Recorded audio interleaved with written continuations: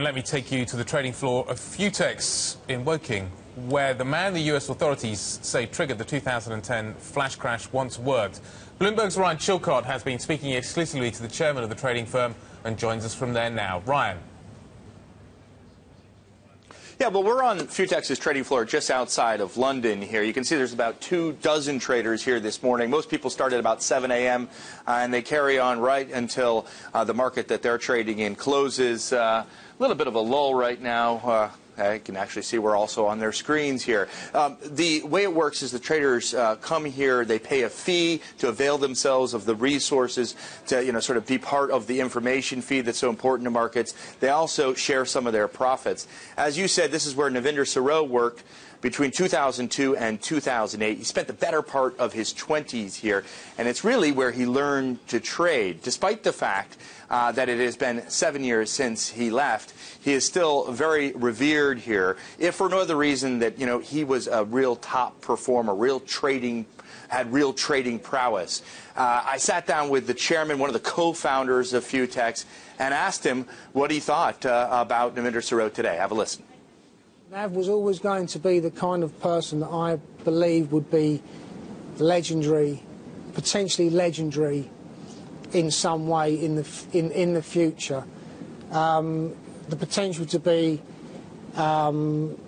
remembered as being one of the world's great traders, and he certainly has been, of his generation, one of the best.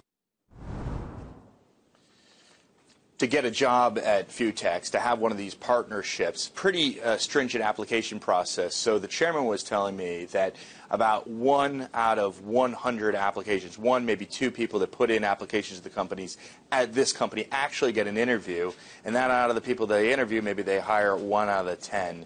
Navinder was, even after that, selected. He had a scholarship, so he wasn't actually paying for the training to improve his trading skills when he was here.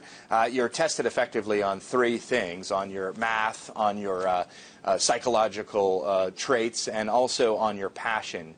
And he came through with flying colors on all 3 of those fronts.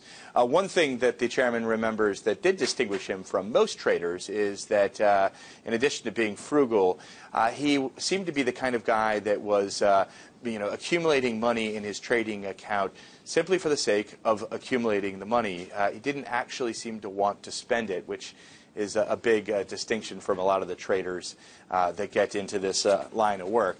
And finally, Paolo Rossi, though obviously the trading that took place after he left here in 2008, the 2009 to 2014 period that U.S. prosecutors are so interested in, when we had the flash crash in 2010, he wasn't working here, but nonetheless, Paolo Rossi doesn't think that he could single-handedly cause a market crash, that he was behind the flash crash. Could he have been a factor? Sure. But the idea that somebody trading out of their home beneath a flight path, in a semi-detached house in Hounslow, here at least at Futex, they think that's pretty laughable. All right, interesting. Ryan, great exclusive interview. Ryan Chilcote there.